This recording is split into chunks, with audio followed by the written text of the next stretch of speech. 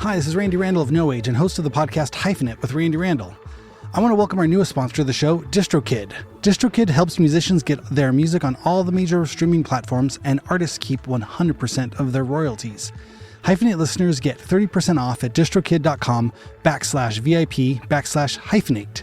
Again, that's distrokid.com/VIP/HYPHENATE.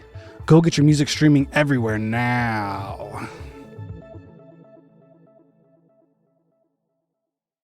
We'd like to thank our sponsor, iZotope, the absolute leaders in intuitively designed plugins for audio restoration, mixing, and mastering. At iZotope.com, you'll find a plethora of tools and suites that will enhance your audio production, whether it's voice, video, podcast, or a full production recording session. Check out the industry standard audio repair tool, RX11, or the multi-tool mixer plugin Neutron 5, or the powerful Ozone 11 mastering suite, plus tons more. Go to iZotope.com and use the code FRET10 at checkout for 10% off. That's FRET10 to get 10% off at checkout. And again, the website is iZotope.com, iZotope.com.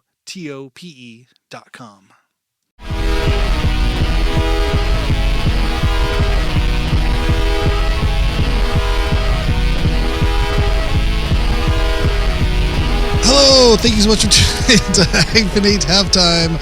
This is our show for Monday, May 12th. Mr. Aaron Farley, how are you doing this day? I'm doing well. How are you? It's Monday. It's Monday. Yeah. Looks like somebody's got a case of the Mondays. Yeah, I'm the opposite of Garfield. I'm psyched for Mondays. 100%. You. What's the opposite of lasagna? Calzone? No, I don't know. Would it be non-Italian, like sushi? Yeah. Sushi. Maybe okay. Sushi is the opposite of lasagna. You love sushi and you like Mondays. Yes. And you are I'm a really thin dog. Skinny gray dog. I'm not Odie though. Maybe I am Odie. Oh my gosh. We've had an ongoing joke here in our house about normal and shipping normal to Abu Dhabi. I don't know why. Do you remember this? Was the running gag? I don't know this. Garfield was always trying to ship Normal, who was like another version of another dog. Oh, right. Yes. Our youngest has not said normal. He would say normal. Oh, well, that's just normal. I was like, are we going to ship it to Abu Dhabi?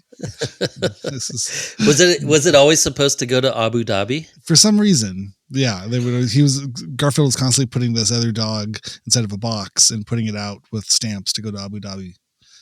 That's so interesting because Abu Dhabi then, back then, Abu Dhabi wasn't even on the radar as like a popular place or something. I think that was, and now it's now it's like a very popular. Do you think that Garfield pre-meme started the trend of people knowing what Abu Dhabi is? Maybe. Do you think that was first time I ever paid for by big Abu Dhabi?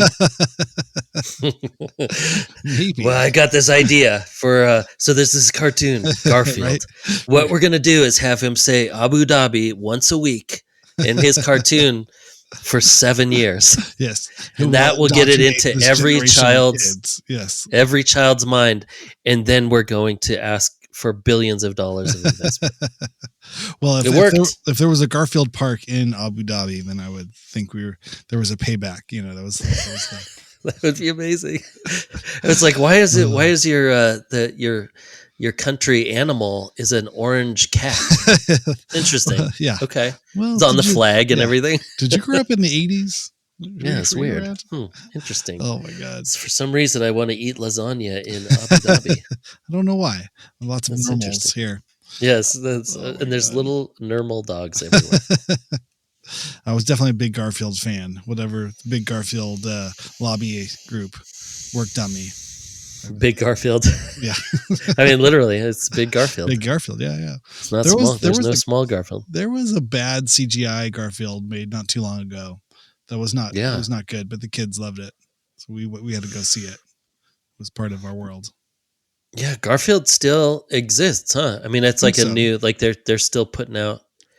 There's still, I don't know. I love. So I have to say, I'm on the big entertainment kick, like Oh, you literally big are? entertainment. Oh, Well, tell me about your big not entertainment only kick. because we went and watched that new Marvel movie Oh, the today, Thunderbolts. Thunderbolts. Have Let's you get seen it? into it. I can do this. Yeah, we were there opening weekend. Is the Okay. MCU back, baby? Are Is you? this true? I mean, I don't care. Perfect. But Okay. so we're good. We can Okay. have a good discussion All because right, love it. we're going to be on the opposite sides of the spectrum. But I like watching those movies because I can just, I'm like, yeah, this is a movie. It's a movie and it's It's happening. entertainment. There's some characters and they're just, but I just think about the cost of just fixing the cities after all of these problems. Oh, well, yes. There's just like these, there's just so many skyscrapers just getting ruined, and there's cranes falling all over the place, and yes. Oh, that was there's a bad just one. Yeah. so many I'm just wondering if the auto industry is really being the insurance What is was the just insurance going through the companies? roof in New York. It's so funny. This became a running storyline for the MCU, to the point where, they went out of their way to make sure that there were no people in buildings for a lot of films, as post Avengers 1, where the Battle of New York took place. Okay. Where the Chitauri came through a big hole in the sky, led by Loki, carrying the scepter that the Mind Stone. Well, and this was only like in the story, like from that one to this one, that wasn't that many years ago, right? Only because some of the people, couple of the people are 15, kind of the same, right? 15 years, I don't know, something like that. Probably. Okay. Iron Man 1 was 2008, so by the time they got to Avengers, we're probably talking now, 2011, 2010. But I mean, but in the story though, is the story also going like, if it's 8 years? It's kind of real time. For a minute, they seem to have jumped ahead. They were like future cast. Okay. They were in the future for a while, and I think it's all caught up now for some reason. If I could be wrong, I'm sure there's a comic book guy out there, who will write in, and you can write to us at hyphenatehalftime@gmail.com to let us know how wrong we are, and we will read your corrections and comments on the next halftime show. Yes.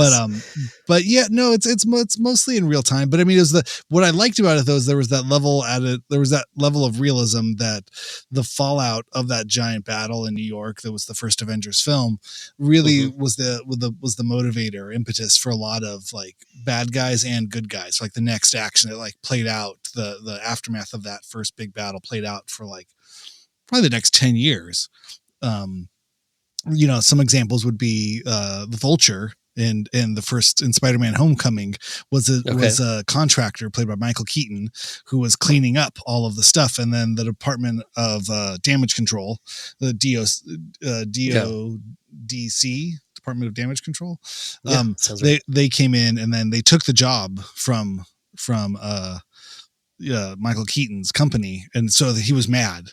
But he had a lot of this like Chitauri tech, and then he used that in order to make his own weapons and create his big wings and stuff. So, there was I think, from my opinion, it was that, it was done actually kind of well. And then, went to the point, by the time they did the second Avengers, they, there's a scene where Iron Man is about to take down the Hulk in a city in Africa. Yeah. And he's scanning the city, sees Hulk's about to go destroy this city, and he looks at a building, and he like talks to his onboard, computer, Jarvis at the time, like, or some, he's like, are there any people in that building? Like, no, there's no people in there. He's like, can we buy that building? And so he buys the building before destroying it. He makes sure there's no one in it, and then he buys it, and then he destroys it, and then he smashes the Hulk through the building. So they really went out of their way. I think there was a lot of like, just like you said, addressing those ideas of like, what are all these people in there, and especially in a post 9/11 world. Right. It's these things, real tragedies have happened, especially in a place like New York. Yeah, it's a lot of falling concrete. Yeah.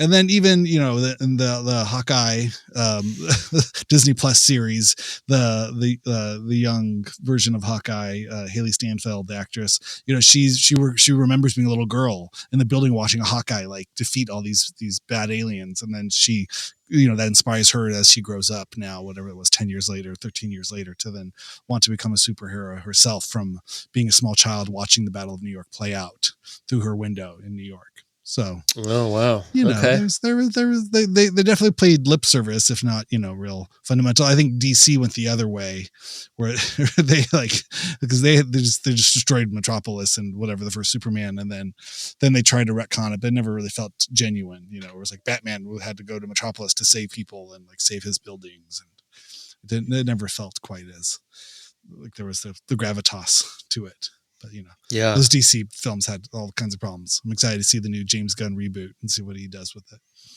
With which one? I don't know what. I have no idea. So James Gunn, I like hearing this though. is the writer director of the Guardians of the Galaxy trilogy.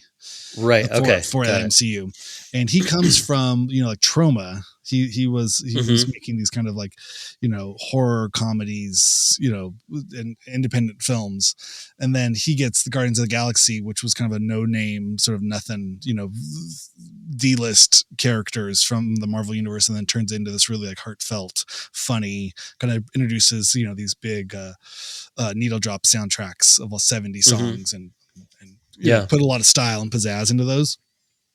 And then he did a reboot of the Suicide Squad for DC while he was shadow banned for old tweets that had been exposed before, in between Guardians 2 and 3. So instead of, you know, so he apologized for those, but then he also went over to DC and redid the Suicide Squad, which is an incredible movie. I just showed that to our 11-year-old and he loved it. It's really fun. So was that the first? Because there were two of them, right? It was the second one. Was that the first one? Like the first? No, the second one. Yeah. Okay. And then so he must have impressed the people at DC to where they've basically anointed him as the Kevin Feige of the DC reboot. Kevin Feige being the sort of the lord of stories, you know, like the one person who can kind of keep an eye on how all these stories cross over and what, you know, someone has their eye on the ball on what this bigger universe is doing at all times. So now James Gunn will be rebooting DC post Zack Snyder, you know, dark universe. He'll be redoing this kind of the brighter, kind of more comic, faithful adaptations, you know, to be seen this summer. All right. This is not a paid for ad by Warner Brothers. But if they want to, they can pay us to talk about it. Well, I mean, I thought it's interesting that you say Guardians of the Galaxy, because I felt like that Thunderbolts movie had that vibe, like the very like goofy kind of everything, even if it was serious, was kind of a joke. Yes, and there was always like everyone was kind of like ho hum about everything. Yes, like, you know, even everyone is just like, I don't know. Yeah, I mean, why are we here? We're superheroes, kind of. So really. Are we? Yeah. We just punch and kick, right? Yeah. But it was interesting. I don't know. What did you like the movie? I did. I loved it. I thought it was one of the best visual representations of battling depression or mental illness.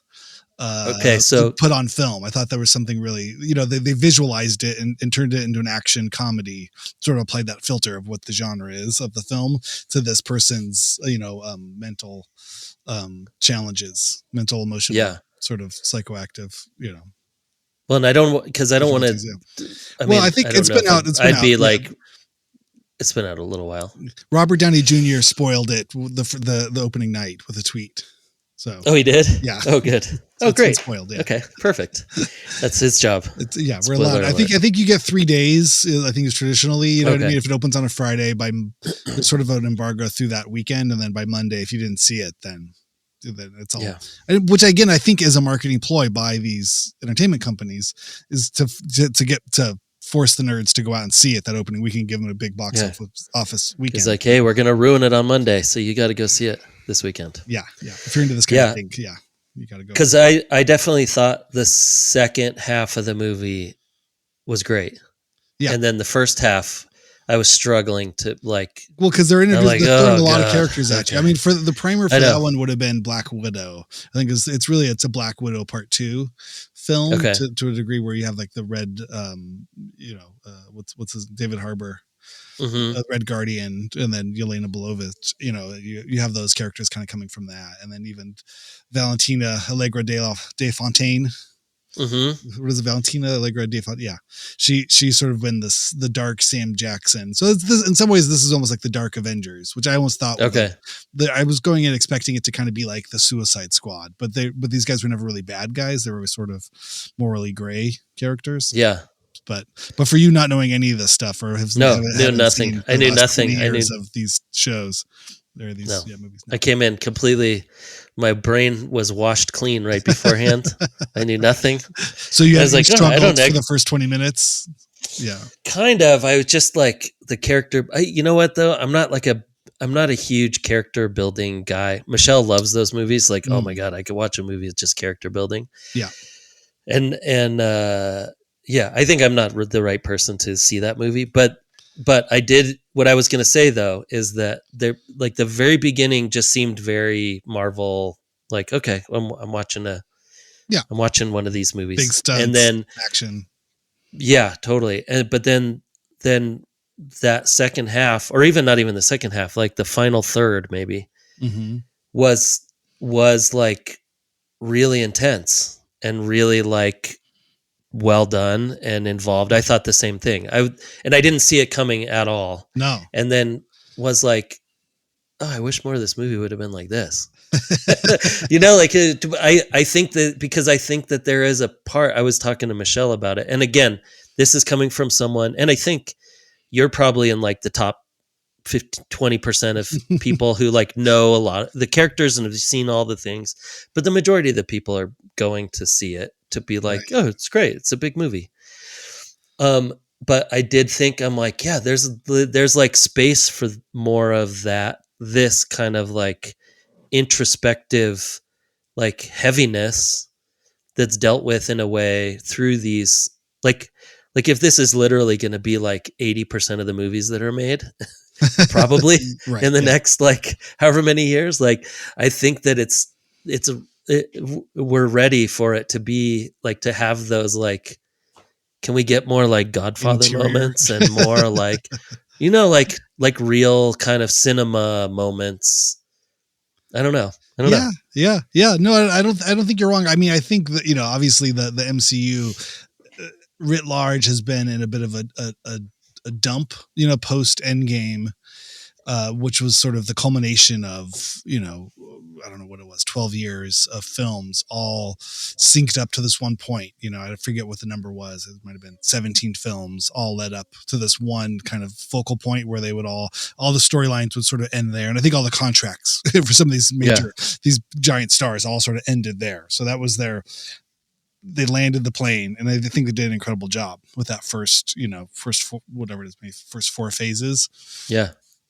And they sort of broke, and in doing so, they also broke, Hollywood. They broke the machine of movies in doing that kind of thing too, of telling this multi-storied franchise, across all these things. But it reminded me of being a kid, and that was one of the things that frustrated me as a kid too. Was I would buy like a Superman comic, and within like 4 weeks, I was buying 16 Superman comics just to follow one storyline. If there's one storyline I liked, they would spread it across. Oh, if you want to see how this story ends, you got to go buy now The Adventures of Superman. Oh, you got to, or Spider-Man was notorious for this too. There was always like 3 or 4 Spider-Man titles, and then they would spread out the stories through these different books. And so you'd have to buy all the books every week in order to just finish a storyline. And so to see that done in Hollywood, the precedent had been set for the frustration and the joy of also just these, like, following multi stories through all these different things through a serialized thing. And you'd have to have a bad guy in the fight and the big thing, and it's visual, and it appeals to 12-year-old boys, all of those things were comic book 101 that they probably had perfected somewhere by the end of the 80s. It was a well-oiled machine, but but the film's version of it, I think they did it well, but that's all that to be said. By the end, after Endgame, they really have kind of floundered. There wasn't a lot of, because you either had to know too much, or they were going to do kind of like a reset, and it became this multiversal thing, which again got everybody on fire. But you're sort of pulling the ladder up behind you every time you introduce a new multiverse sort of thing, because you're just like, I can't get into this. There's no leg into, like, you guys are resetting this thing, and like I can only care about those characters if I've watched all this other stuff to know now you're giving me a different version of somebody. Like I just want to watch a Spider-Man movie. Well, now I got to know there's 3 different, franchises that are all crossing over here, and they'll have different storylines. Like, why is it impactful that Andrew Garfield saves Mary Jane in this one? Because if you didn't see how he missed her, or he the web was too short and it broke her back and she died, Emma Stone and the Amazing Spider-Man. So all those little things, but if you are into that, all this, it's a tapestry, a wealth of metatextual Easter eggs. But again, in the process, breaking, traditional, 3-act structure or 5-act structure of, Hollywood films. Like, now that just doesn't even, it's like nobody wants to just tell one movie when they can sell you on 16 movies. Yeah. So. I mean, especially because they're like the sales and everything is just so, I think that there was a lot more extra, and actually maybe we can get into the music conversation that you had last week with this too, that I think that back in the days there was more extra money going around, and you could take more risks because it wasn't like you could you could lose money on some movies, and the movies it wasn't like you weren't losing money on a $250 million budget on a $10 billion franchise or whatever. Right. Back then it's a $200,000 or $200 million movie that's supposed to set up, 15 other films will also totally be multi-billion, expect every movie to make $1 billion. I mean, that was, Endgame made over $1 billion, and it was a part 2 of a film that came out, whatever it was, 7 months before, that also made $1 billion. So they, they crafted this thing and the rewards worked, but like I said, they pulled up the ladder behind them to where there wasn't enough track, there wasn't enough track there to keep it going, so they had to reset it, and they really fumbled and have been fumbling and stumbling and kind of doing the awkward real part 2 of whatever this thing is going to be, and it hasn't really worked. Yeah. And the cultural narrative that they'd like you to think is that the Thunderbolts might be the new thing that actually worked. Yeah. I mean, it also it doesn't help when their main big bad, the next Thanos, the next multi-film franchise villain, gets arrested and charged with abuse. Kang, Jonathan Majors, who was cast as Kang, had a legal drama that you could read about in Google, and I don't have any place to really talk about the legal dramas of it all. But being said that he was in essence fired from this franchise when he was set up to lead, lead the thing, billions of dollars of entertainment stuff. And he's an incredible actor, and his portrayal of Kang was great. And it was a big, interesting story with a long pedigree and background that could have, spun out all the threads that they could do. But that didn't happen. So they've been pivoting. And so it seems like now the ducks may be in a row until the next problem or the next success, which will be Fantastic Four this summer. Yeah, I guess so, huh? I mean, and I guess speaking of entertainment, I will get into music though too. Yeah, I can get back into music, but yeah. No, but I feel like speaking about those days in the 90s. Oh yes, yeah. From is like you're hearing these conversations of like people with 2 or 3 or 4 people running a record label and discovering and putting out this music and like helping artists create this amazing wealth of music, and many of those artists go on to become like very big artists, and that was so much easier back then, I think, because things were cheaper. And because CDs, like you had like a very specific sales model, and it's so I could go off on 1,000 tangents on this right now, just because of the economy, and also you should having have your own kids. Podcast. You should have a podcast. You should have a podcast. But having kids that are now like 14, 15, 16, or 14 and 16, that are like, hey, how does this work? How does a debit card work? Ooh. What does it mean? Like, what does it mean when you take out a loan on a car? What does it mean? It's like in having those, Good like, questions. okay, well, here's how it works. And then, and basically realizing now that the whole point of the, like the next, or the idea of capitalism in the last however many years has been to just become a middleman.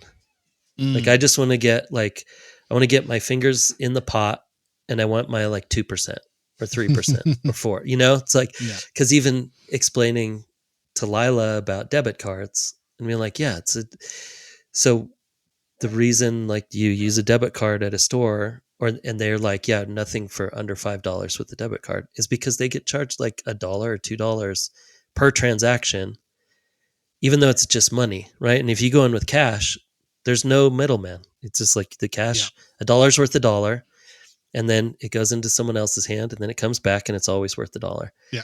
But if you pay for $1 with a debit card, then it's worth, we'll just say it's 10%. Then it's worth 90 cents. And then if someone pays with a debit card with that 90 cents, then it's worth 80 cents. Then it's worth 70. Then it's worth 60. And eventually it's not worth anything anymore. Yeah. And then Visa got all the money, right? They got the whole dollar eventually after 10 transactions. Yeah. And then, but realizing that is kind of the way that the whole kind of the whole thing works. And even with the music industry and everything else, that it's the conglomeration has been let's just get we got to get our 2% or 10% out of everything. And when you could sell CDs, you had a very specific, if a label sells a CD, it's worth this much. This is how much we get. It's money in our pocket. Well, and now it's now we have streaming. You might get the money in the pocket, but only if you stream over 10,000 streams. And then even if you do that, maybe your amount is less than another amount. Mm-hmm. And it's this oh wait, they got their hands in the pot, and we're never getting the pot back, huh? No. Yeah. Right. Yeah. That's the idea. But yeah, I mean, the funny thing on the CD, and again, I don't, having lived through this as kids, we were not aware of this, or I was not aware of this, but, records, were sort of the history of popular recorded music sort of begins, on vinyl. And then, and it was good. There was a lot of markup, even, for inflation and everything else, but records cost whatever they cost to press and, and distribute and put all that out there and print physical things. But when CDs came out, it was pennies on the dollar. It would cost 10 cents to make a CD. And now they could, because it was new technology, they could sell it for 20 or 25. Yeah. And let's say they're giving you a deal to take $5 off, subsidy for $20. So it was in a massive, huge profit margin for those. And all of the record labels made a lot of money doing all that stuff. And then, and they had back catalogs. They could repress, Back in Black, remastered. Yeah, exactly. It's this record came out, whatever, 10 years ago, and now they get to sell it on CD. And so then it costs them nothing. And all they're doing is, making $19.90, cents profit on every CD that sold. Right. Yeah. So, it was wild. I think the 90s and the boom of alternative music and all that stuff and pop music and all those things, everything that was selling on CD was a huge profit source. That's where you even see the soundtracks, for films they were putting out, they packaged these music inspired by a film. It wasn't even music that was in the movie. It was just, you had a couple of names on a thing and you could sell a CD. There's some great stories about Mission Impossible 2 that I've heard over on the Mission Impossible podcast, Light the Fuse. Shout out. Wow. Amazing. They talked to this producer whose job it was to make soundtracks for movies. And the songs didn't even have to be in the movies, but they'd still just put the poster artwork on a CD and, you'd sell millions of them, And some of those, it'd be smaller bands and stuff too, right? And they'd make the majority of my money comes from the one song that we had on the Mission Impossible 2. Right. And they still paid, and they would pay royalties. Cause again, it's all his profit. So there were some, at least, there was, profit sharing to one degree, whether it was fair or not, but it's not at all what it is today. That concept almost doesn't exist. then the story that I love is Nick Lowe, who's an artist that I love, and he had a song, "What's So Funny About Peace, Love, and Understanding," that was on the Bodyguard soundtrack, the Whitney Houston and I Will Always Love You soundtrack. Yeah, and that sold millions. It did all of the numbers, and it was number one. It's highest selling soundtrack of all time, or something, right? And he has one song that I didn't even know was in the movie. I don't know, somehow it was just on there. And he made a shit ton of money from that at a low point in sort of his career, where he wasn't making a lot of money, but just having a song on a soundtrack, and specifically one that had a huge hit song for Whitney Houston. That was the only, if you wanted to hear that song in the 90s on demand, the only way to do that was to go out and buy that Bodyguard soundtrack. Yeah. In which all of these other people netted, royalties off of. And, so much. Yeah, it was huge. So, but his story, what he says is, at that time he was married to Johnny Cash's daughter, and he had a band called Nick Lowe and His Cowboy Outfit, which was kind of this 90s sort of country power. He's, kind of known for pub rock and power pop, and he produced Elvis Costello records, Stiff Little Finger records. He was sort of there at the birth of punk, and was a producer. And anyway, fascinating guy, Nick Lowe. That's, again, go Google that one. Yeah. But anyway, what he did with all the residuals, I think he was also, pretty deep in the throes of alcoholism. I think he's been open about all that stuff. So, but what he did was he, bought a bus and went on tour and sunk all the money into this tour. He had the band, got the band, became a, maybe went from being a 4-piece band to an 18-piece band, and took them out on the road on a bus, thinking he was invested in himself, which, isn't a bad idea. However, again, like I said, it was, he wasn't in the height of his career. So he seems to recall he blew a lot of it on that tour. And didn't make my God.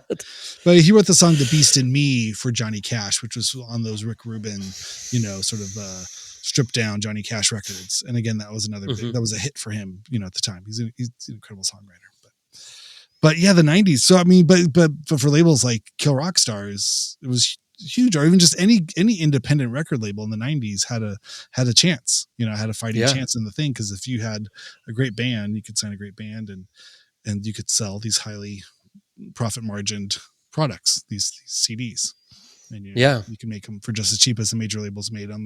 And there was independent distribution things, whether it's through Touch and Go or any other, places that had Rough Trade or, different, there was things, Southern Records, in the UK, there was an independent live or independent living, breathing, circuit of labels and bands and distributors and record stores.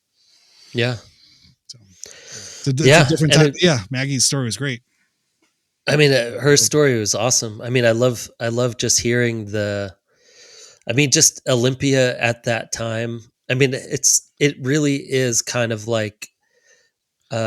akin to I was in Liverpool in the 1962, and I just was going to shows.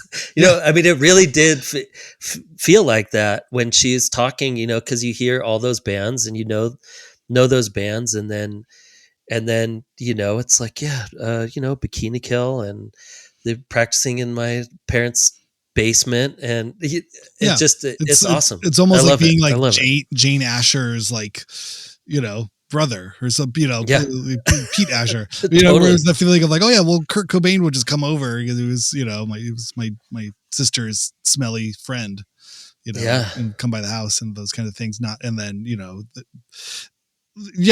don't think history is being made around you when you're just going to high school. No.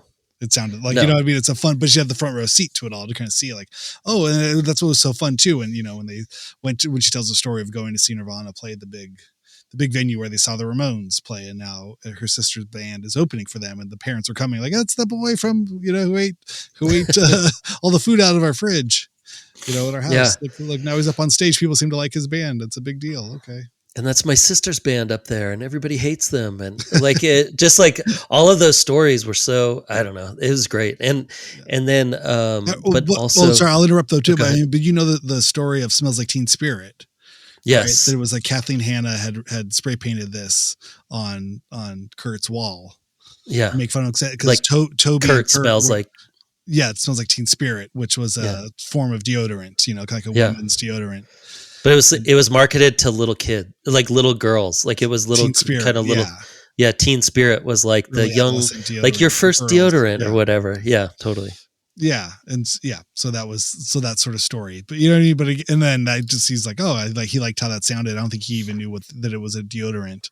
He thought it was some kind of like anthemic rallying cry, and obviously turned it into such. But it is. I mean, that is also the genius of Kurt Cobain. Like when you hit those little the little vocabulary flips of things. Yeah, like the little like, oh, that sounds like turn of phrase. Yeah, exactly. Yeah. And then genius little songwriter, that guy. Some nice riffs. He seemed to do okay. Yes, very catchy tunes that Kurt Cobain. 60% Boston, 20% John Lennon, and then but it's wild though. But I was so glad she agreed to do the interview and stuff. I know she wasn't promoting anything right at the time, but I mean her story is always been so interesting, and it's just fun. Another way of using the podcast is like I get to talk to people and have conversations that I wouldn't feel comfortable having just in person, and for all the hi, how are you, and talking about current projects and whatnot. That it's like, oh wait, let's talk about the whole thing. Let's get into it. Let's have an interview format so we can actually talk about these things. I don't know else to talk about these things. For sure. Did you really not know that she had was like pushing to sign you guys for? No, not at all. I mean, we would have done for Kill Rock Stars. Yeah, no. If I would have known that at the time, that definitely would have changed the conversations that Dean and I were having at the time. I think we wanted to, and it was one of those kind of unobtainable goals or unthinkable sort of things. To be on Kill Rock Stars would have been insane. And we've done it in a minute. We were, I mean, no, that time for us was crazy. It was, something that was just out of like a rock biopic kind of moment. I'm like, wait, what? Like these labels that we all looked up to, and then we have to have these conversations about it. And it's like, it's gnarly, but I thought that was so nice of her to even say that. Cause it was just like, but I think she cops to it though too. Where it's like it wasn't clear at the time. She couldn't. So it's sort of a moot point. I mean, if we would have gotten all bogged down in that, like, oh no, and then we would have, probably, we would have shot ourselves in the foot because we'd have been walking around being so bummed that we didn't get signed to Kill Rock Stars. Who knows? Who knows what you do? I mean, it's the kind of stuff I don't think we would have broken up, but it definitely would have been like a bummer, And so the next time somebody writes us like, oh, hey, I'm from Sub Pop. Like, yeah, well, I don't know. You probably don't. You're not going to sign us either. Yeah, exactly. Yeah, we'd already would have felt like damaged goods at that point. How many years? Like, was that around the same time that Sub Pop happened, or would that have been before? Yeah, I mean, within like the No Age story, I mean, we our band Wives ended in 2005, and then we started No Age in 2006, and then by 2007 we put out that collection of EPs. Yeah, and then within like it's like time slows down, and those weird when all that stuff's happening. It's within now it goes from within years to now like in months, so we put those things out and then talk to the people from Fat Cat who are based in Brighton, England, and we did a compilation of those songs on CD. Again, it was the time, 2007 CDs were still a thing, even though we knew vinyl was cool. That's what we wanted to do. But Fat Cat agreed to do a CD only compilation of those songs that came out on this independent, released, vinyl releases. Those were small runs, like maybe 500. And so to have like a CD out with a big distributor. And so that's what we did. So that was 2007. And then now, so this goes from like, we went on tour with opening for Mika Miko for that like summer. I was teaching. I had a long-term contract to teach substitute special ed in not Paramount, in Southgate. I was at Southgate High School teaching long-term. So, and then I remember, booking that tour or like working on that tour and, figuring out what to do. So the summer of 2007, we went, and I like officially didn't re-up. I was like, okay, I just paid off my credit cards. I think I'm going to be broke for the first time. And then we did that tour opening for Mika Miko through Europe. And then by that fall of 2007 was insane, Yeah. I think we had, we played South by Southwest. So that must have been earlier in 2007. Yeah, so I think so it might have been even, it was insane. It was crazy. So we were driving back from the South by Southwest, and that's when we got a call from our friend Sue at Sub Pop. We didn't know her, but she later became our friend. But she saw us play, and there was that summer, or it was that South by Southwest 2007 that a lot of people came up to us and were like, "What is happening? Like, why is Damon Albarn cutting in front of me at the porta potty?" at that Fader party, and why is this booking agent here? Like, what is a booking agent? Like, we're like, okay, I don't know who that is, but why is this? All these label people are here and lawyers and things. It was insane. So I think we must. So then I think we pulled off to this. I think I told the story before, but on the way back, she called and was like, "Well, you should come up to the office and meet everybody at Sub Pop." And I think Dee and I pulled off. We're driving just the two of us in a van back from South by Southwest, and pulled off at a gas station and just kind of walked around in a daze, for about 5 minutes. Like, is this happening? Because by that point, Dean, he and I started playing music in like 2000. So this is 7 years in of really grinding it out. And, sleeping on floors and all of that stuff of, at least a good 7 years. So that to get a phone call like that, when we were just slept on floors and ate, nothing and just, bummed around.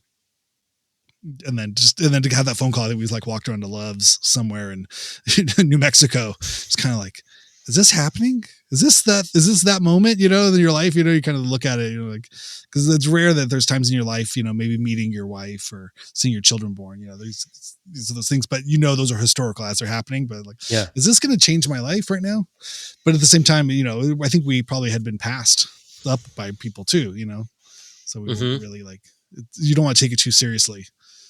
I think we were still like, I don't know. Let's wait, but maybe this is something like. But for a second there, we felt like there was a flicker of like, something could happen here. This could be. We might have hope. Like, okay, well, don't do that. don't get too excited. Let's calm it down. And then, within that year 2007 awesome, was nuts. And then whatever Nouns was our first record for Sub Pop, came out in 2008 somewhere.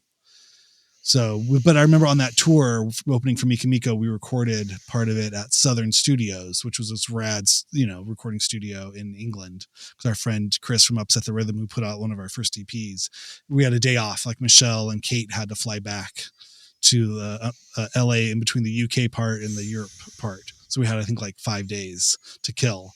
And so we went with Jennifer, Jesse, and Jenna to the studio and like recorded Eraser, recorded like 4 or 5 songs at the studio. And started tracking them there.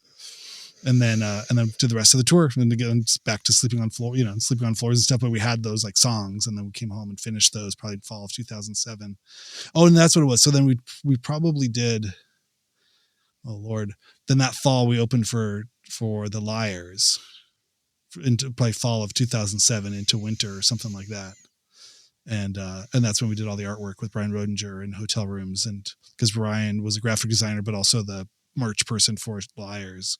So we really? We'd recorded. I didn't know that. I think by that point we'd recorded the record, funny. And then Brian was doing merch for Liars and stuff. And we're like, hey, can you help us lay out this record? Because he had laid out the 7 inches, but he didn't do the Weirdo Rippers CD because he's like, I don't know, that's not even really a release. It's just a thing. Yeah. And so we did that. We laid that one out ourselves. But then, so we must have had the record finished at that point, and then we made a crazy 64-page full color booklet for the CD. That's amazing. I love things you shouldn't do, but we didn't know any better. But that was but what are you gonna? I mean, you should do. Right? When else are you gonna get a chance to do that in your life? Like you could have made an extra couple bucks that you would have spent by now anyway. So who knows? Yeah, but that's what the Grammy nomination was for that booklet because we spent all that dumb time doing this dumb booklet. But meeting people like Maggie, was enough of a dream. Meeting people like, Slim Moon, or Calvin Johnson or Ian Mackay. That was better than anything than get a Grammy or all that shit. to say, to meet these people and like just shake their hands. It's like, okay, all right, this is funny now. This is weird. Like what? It's I kept waiting for like the candid camera or like Ashton Kutcher punked or something to happen. Like, ha ha. Hey, buddy. I mean, get out of here. To the point where, you know, I'm sure there's like post-traumatic stress from that kind of stuff too, where like I'm sure I disassociated.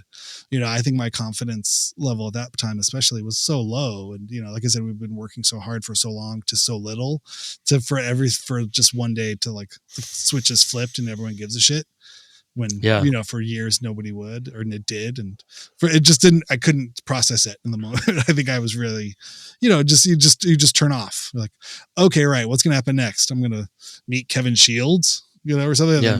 Then that would happen. It was like, I feel in some ways, honestly, I had brain surgery and a broken neck in 2003 and had this kind of like life-changing event where I don't want to get emotional, but it felt like, you know, but I survived that in some weird way after like being unconscious for, you know, 3 days or a week. And then coming back into life and everything, it's like, I kind of dedicated myself to music in a weird way of like, I must be alive for a reason. I must have survived for some reason. And then I really used that sort of feeling of like, there's some reason I'm doing this, even if no one cares. So I'm going to be obsessed and just work as hard as I can and just commit my life to this thing, even though no one else cares. And then to see it all happen, I was like, I think I died. I think I did actually die. I think this is what some weird afterlife would have been, you know, is this thing where you get to go play shows and go do all this stuff and just meet all your heroes and people tell you they like your band. You're like, no, you don't. You don't even know who I am. What is it? You know, this doesn't feel real at all. Like, what band are you talking about? You know, I couldn't process it in that kind of way.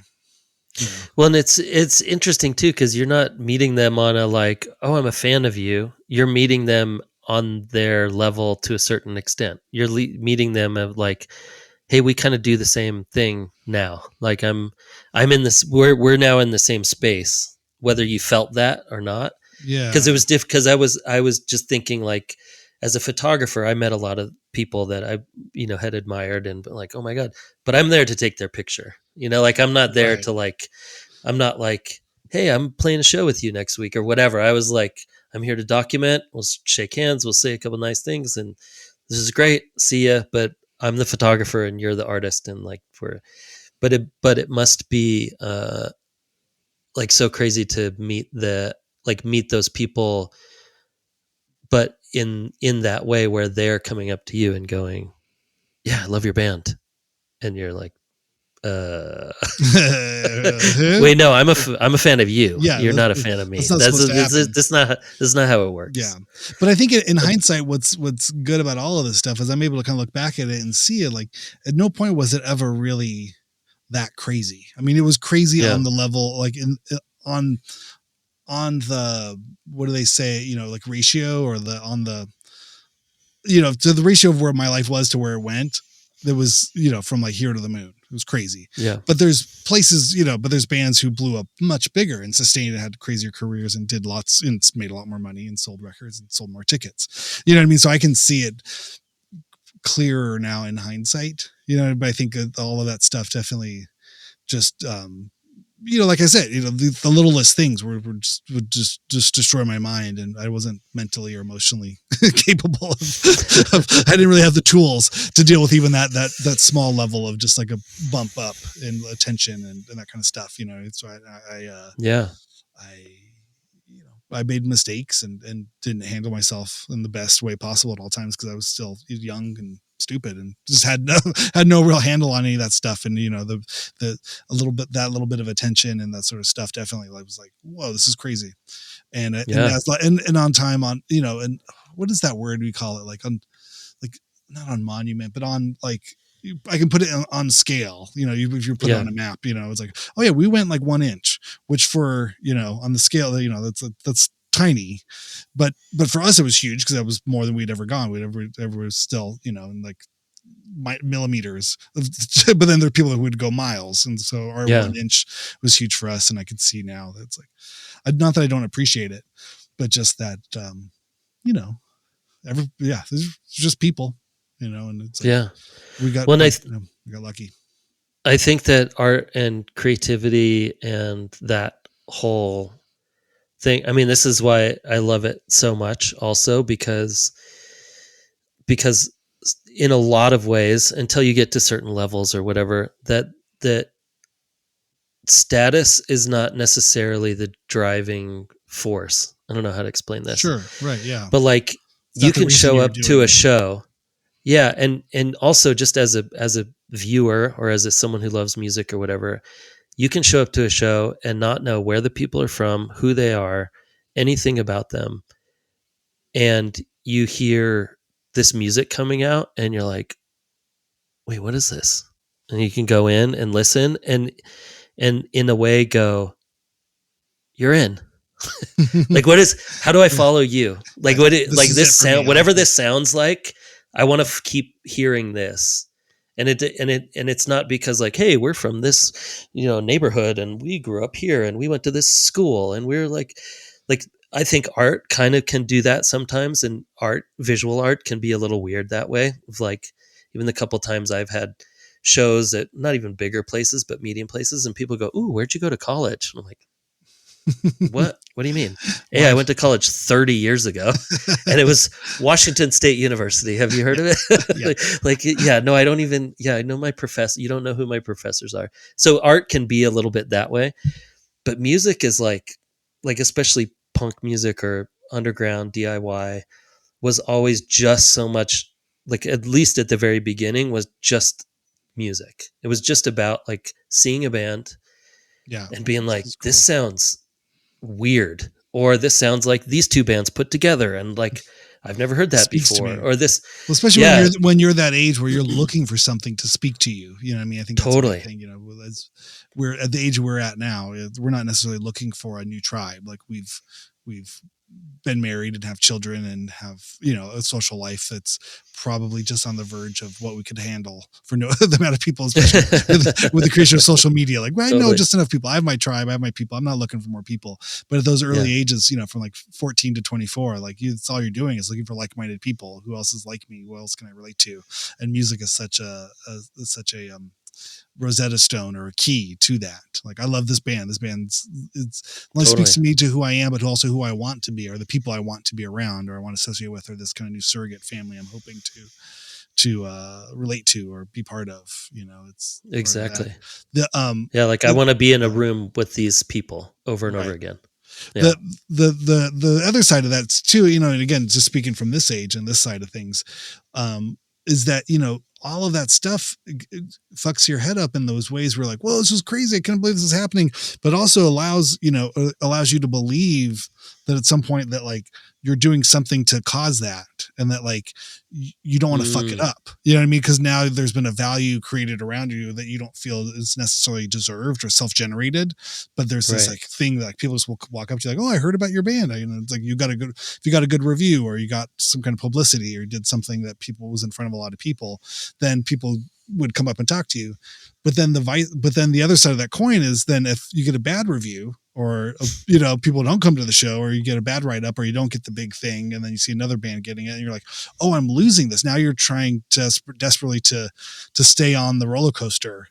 Right. When you're, and there's no room on the roller coaster, you're being kicked off. And you're like, I'm still here. I need all my value was that I won't, these celebrities, these heroes won't talk to me if I'm not seen as a cool person anymore. And just as much as I didn't think I deserved it at the time, looking back on it now, it's like, I don't know, I had to learn how to put that into perspective and go, well, yeah, but that wasn't all of me, or my value wasn't just because I got a good review in Pitchfork.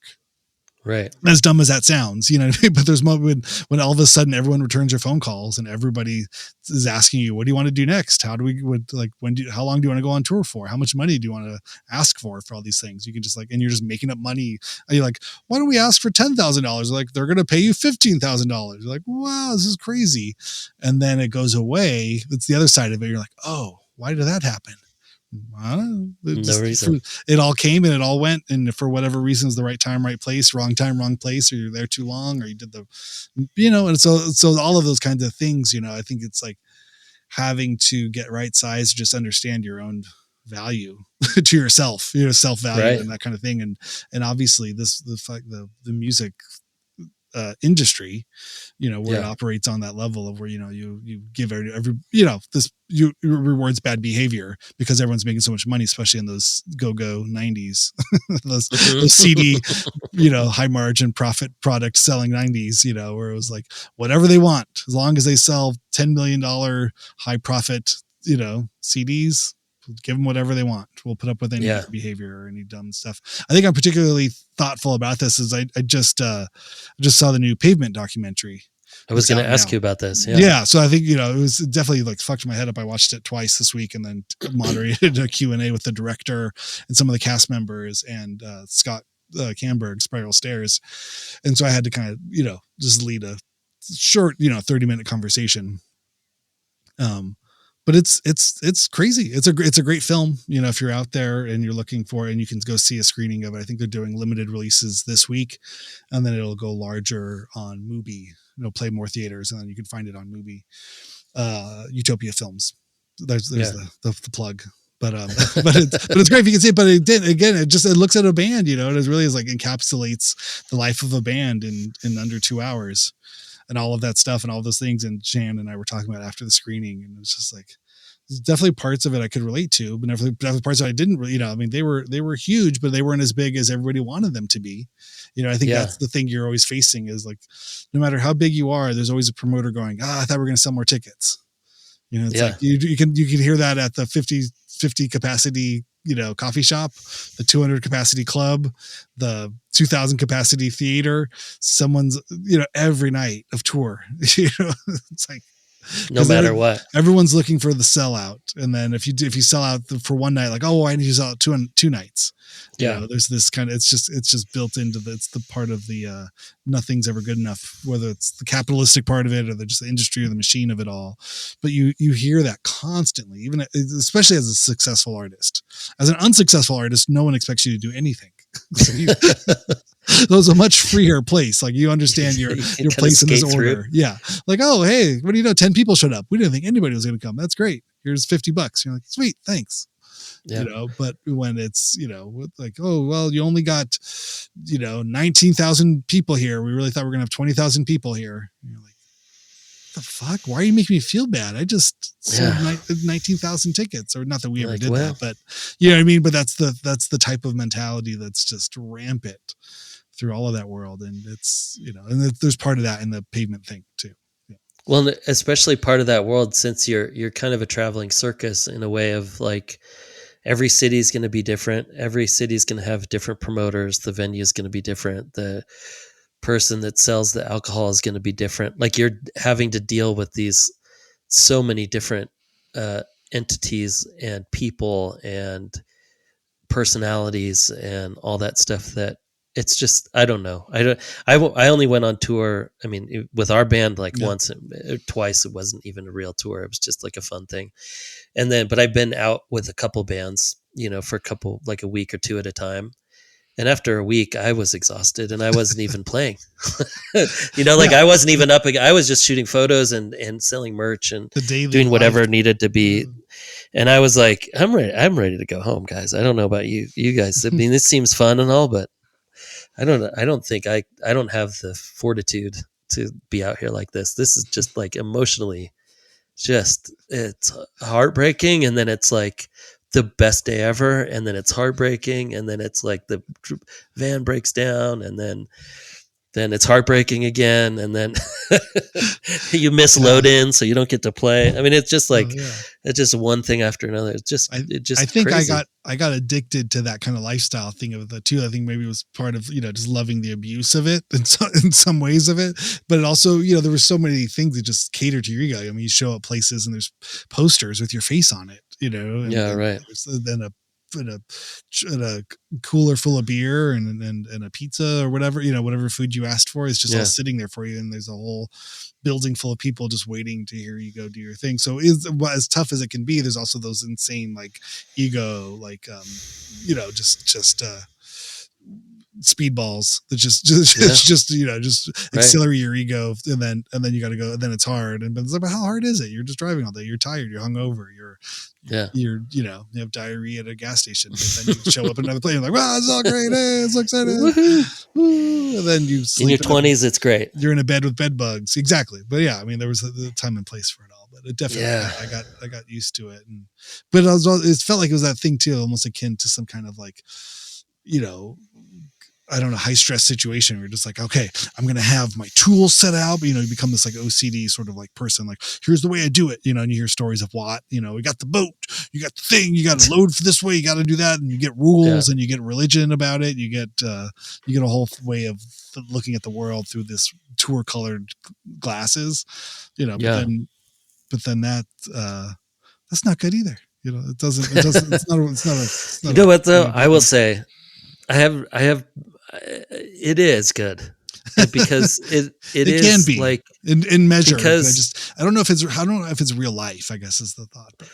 But I mean, but maybe not now, but it's not that different from, I do think that humans are built for stressful insanity because we wouldn't be able to compartmentalize like we do. Mm-hmm. Like we can compartmentalize anything. I feel like I think I can at least. It's like you see people go through the craziest stuff, and then the next day they're just at work, right? Or they're like, well, whatever, got to go for a jog, or like I just saw a car crash and this and that and and like, well, life goes on, right? So like obviously, I think we're built for. Like we wouldn't build an insane, the insane kind of world that we build if we weren't built for that kind of like stressful living, and it shows like, I think in a lot of places where it's not very stressful and it's very calm, people are a little crazy.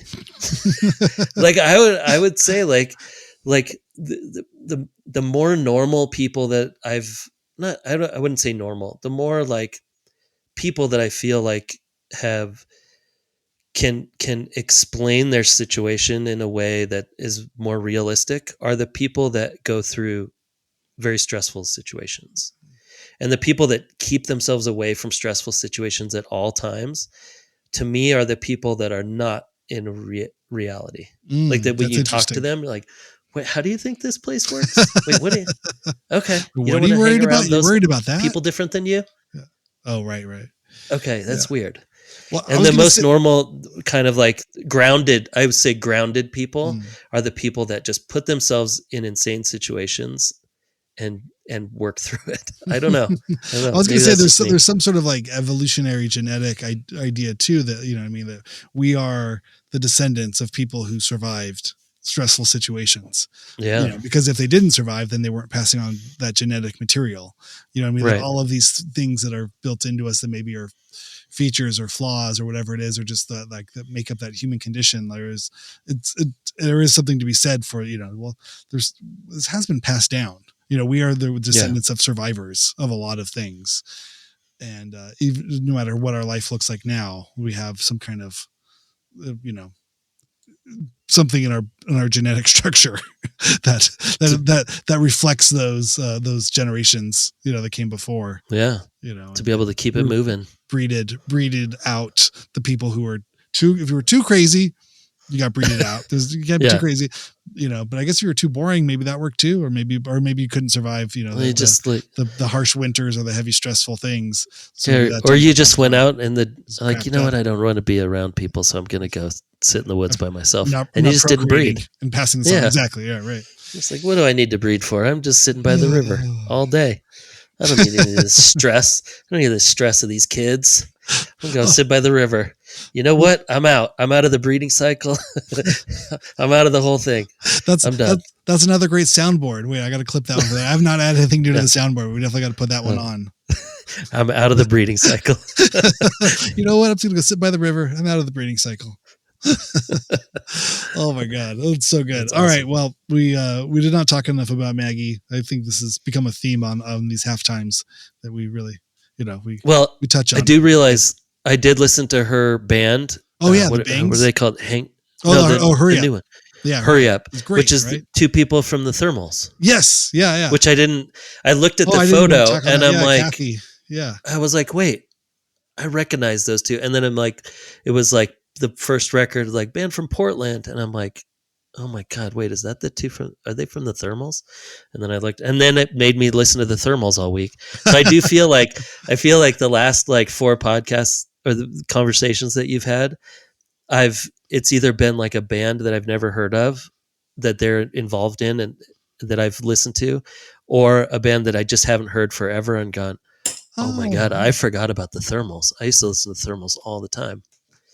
That's so awesome. there we go. Yep. I listened to Hurry Up and the Thermals for like 3 days straight. It's great. Oh man, that's awesome. Yeah, no, they're so good. They're a great band. Hopefully they do more stuff and put out more records. I know they're all kind of spread to the 4 corners for the moment, but I think they'll be more. It sounded like. Oh, and the woman from the Thermals, her solo project. Oh yeah, Blood Rose. What's her name? Blood Rose Fizz. Kathy Foster. Kathy. Yeah. That's amazing too. Yeah, she's great. I know. So I should have her on. I should reach out to Kathy. Yep. Good thing. Thank you for reminding me. Yes. Cool. All right. Well, that should do it. We've gone over an hour. More fun things to come. I think this is Matt Kronk Thursday coming up. Yes. So go ahead and start taking notes. Prepare for your Kronk stories. Oh my So God. if you have anybody else out there has Kronk stories, you can write us at halftime@gmail.com or find us on the Instagrams at Randy S. Randall, at Aaron Farley. Go give us a good review. That'd be really sweet. That'd be really helpful. Send us music. I want to hear from more people. It'd be fun to hear from you out there. Yes. Let us know. Please. Let us know how it's going. Send us things for our soundboard. Yep. Let us know if you need to know the date at the beginning of every podcast, or if that's just me being. I think you just need to stick. You need to stick with you. I like it. Whatever you feel is right. That's what you do. That's how I feel like these podcasts are really Randy. not dated, but there's something I feel like I want to grind. It's almost for my own archival purposes. Like I want to know if these things were to come up later in the future. I want to, okay, that's the date. Good. Okay, I can place that in because again, as we can already know, 20 years from now, I'm not going to remember anything. Yeah. So I don't remember anything now, so we're good. But I do remember. Piss off Jamie Lee Curtis. Check. And you're always going to be cute, but you'll never win. You should play those when you're interviewing Matt. Oh, and be like, wait, Aaron, why do you keep talking? Why is Aaron Farley on this? Oh my God, he just keeps jumping in. Awesome, man. All right, have a good week. We'll talk to you later. All right, later, man. Bye.